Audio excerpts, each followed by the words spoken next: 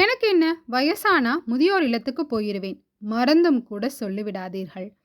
முதலில் 5 வருடங்களுக்கு முன் எனக்கு தெரிந்த 75க்கும் மேலான தனியாக வசிக்கக்கூடிய ஓரளவு வசதியான பெண்மணி ஏதாவது ஹோமில் சேர்த்துவிடு என்று கேட்டுக்கொண்டார். சென்னையில் எங்கள் ஏரியாவில் உள்ள ஒரு முதியோர் இல்லத்துக்கு சென்றேன். காம்பவுண்டுடன் கூடிய கீழும் மேலுமான வீடு. வாடகைக்கு எடுத்து இந்த ஹோம் நடத்துகிறார். வெளியில் கார் பார்க்கிங்கில் டேபிள் சேர் போட்டு 35 வயது மதிக்கத்தக்க ஒருவர் உட்கார்ந்திருந்தார். அவர் மேனேஜராம். என்னிடம் முழு விவரமும் கேட்டுக்கொண்டு அங்கு இருக்கக்கூடிய நோட்டில் ஃபோன் நம்பருடன் சேர்த்து வந்த நோக்கம் எழுத சொல்கிறார். பிறகு உள்ளே கூட்டிச் சென்றார். ஒரு பெரிய ஹால். அதில் சிங்கிள் கட்டில் 4 போடப்பட்டு இருந்தது. 10க்கு 12 அளவு பெட்ரூமில் 3 கட்டில் போடப்பட்டிருந்தது. நடுவில் உள்ள ஹாலில் சாப்பிடும் டேபிள் இருந்தது. கீழ்த்தளம் முழுவதும் ஆண்களுக்கு ஒதுக்கப்பட்டிருந்தது. வயதானவர்கள் அந்த ஹாலில் உட்கார்ந்து டிவி பார்த்து கொண்டிருந்தார்கள். மாடி ஏறி சென்றோம். மேலே 3 பெட்ரூம், ஒரு ஹால். மேல்தளம் பெண்களுக்கு ஒதுக்கப்பட்டிருந்தது. ஒரே ஒரு கட்டிலில் மட்டும் ஆள் இல்லை. மீதி அனைத்து கட்டில்களும் நிரம்பி இருக்கிறது. சமையலுக்கும் வெளிவேலைக்கும் 2 பெண்மணிகள் இருக்கிறார்கள். ஹாலில் தங்குபவர்களுக்கு 15,000, பெட்ரூமில் தங்குவதற்கு 18,000 ரூபாயும் வசூலிக்கிறார்கள். உதவியாளர்கள் வைத்துக்கொண்டால் அவர்களுக்கு தனி. சில பெட்ரூமை திறந்தவுடன் மூத்திர வாடை முகத்தில் அறைகிறது. எல்லா ஜன்னல்களும் பூட்டி வைக்கப்பட்டிருக்கிறது. முதியோர்களின் துணிகள் அங்கங்கே காய்ந்து கொண்டு இருக்கிறது.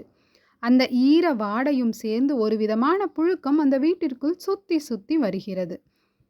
சில இல்லங்களில் சாப்பிட்டும் இருக்கிறேன். காய்ந்து போன தோசையும் உலர்ந்த இட்லியும் தொண்டையில் இறங்க மறுக்கும் சாம்பாருமாய் ஒரு குறிப்பிட்ட நேரத்தில் உணவு வைக்கப்பட்டு விடுகிறது. நிறைய பேர் முழு நினைவுடன் அதிக நடமாட்டம் இல்லாமல் இருக்கிறார்கள். கை நிறைய காசு வைத்திருக்கிறார்கள். உடம்பில் தெம்பு இல்லை. மனம் நிறைய வருத்தங்கள். தொண்டை அடைக்கும் துக்கம். கடந்து வந்த வாழ்க்கையை நினைத்து நினைத்து ஏக்கம். ரொம்ப கொடுமையாய் இருக்கும்.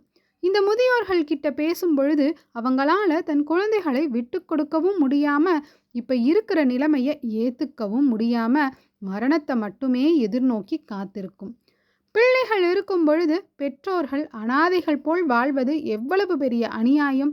இது கொஞ்சம் கடுமையான வார்த்தைதான், வேறு வழி இல்லை. கசப்பான நிஜம் இதுதான். வாழ்தல் எவ்வளவு வரமோ அதைவிட அமைதியான ஏக்கமில்லா மரணம், அதுவும் ஒரு கொடுப்பனைதான். இதில் இருக்கக்கூடிய முதியோர்களுடைய பிள்ளைகள் பெரும்பாலானவர்கள் வெளிநாடுகளில் இருக்கிறார்கள். சிலருக்கு உள்ளூரில் இருக்கும் அவர்கள் பிள்ளைகளே இங்கே சேர்த்துவிட்டு போயிருக்கிறார்கள்.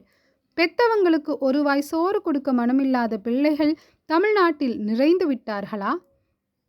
முதியோர் இல்லங்கள் எல்லாம் இப்படி நிறைந்து போய் கிடக்கிறது என்று வேதனையாய் இருக்கும். அதற்கு பிறகு நிறைய இந்த மாதிரி முதியோர் இல்லங்கள், சில முதியோர்களுக்காக கட்டப்பட்ட வீடுகள் என்று இப்ப சென்னையில் பரவலாக கட்டிவிட்டு கொண்டிருக்கிறார்கள். அவர்களெல்லாம் கார் அனுப்பியே கூப்பிடுவார்கள். போய் பார்த்திருக்கிறேன். இதுவும் ஒரு வகை வியாபாரம்தான். பணத்துடன் தனியாக இருக்கக்கூடிய முதியோர்களை குறிவைத்து மிக பெரும் ஒரு வியாபாரம் நடந்து கொண்டிருக்கிறது. முதியோர் இல்லங்களாகவும் சீனியர் சிட்டிசன் கம்யூனிட்டி ஹோம்களாகவும். முதியோர்களின் பயம் சிலரால் இப்பொழுது பணமாக்கப்பட்டு கொண்டிருக்கிறது. ஓரளவு பரவாயில்லை என்ற அளவு சில முதியோர் இல்லங்களும் இருக்கிறது. அங்கே இருக்கக்கூடிய மக்கள் ஒருவருக்கொருவர் உதவியாகவும் ஆறுதலாகவும் இருப்பதை பார்க்கிறேன். ஆனால் அங்கே மிக பெரும் பணம். பிணி, மூப்பு, மரணம், இது 3ம் கொடுமைதான். மரணமாவது பரவாயில்லை, மரணத்திற்கு பிறகு நமக்கு எதுவும் தெரிய போவதில்லை. பிணி கூட ஒரு சிலருக்குத்தான் வரும். ஆனால் எல்லோருக்கும் வரும் மூப்பு? சித்தார்த்தனாய் இருந்தவர் புத்தராக ஏன் மாறினார்? இந்த மாதிரி முதியோர் இல்லங்களுக்கு போகும் பொழுது புரியும். 100 கோவில் தெய்வம் இல்லை, தாயும் தந்தையும் போதுமே. 2 வாழ்க்கை உள்ளதா? இதயம் நமக்கு சின்னதா? பூமியிலே கிடைத்த உறவை தெய்வத்தின் பரிசாய் சேமித்து வைப்போம் நெஞ்சுக்குள்ளே. எத்தனை அர்த்தம் பொதிந்த வரிகள்!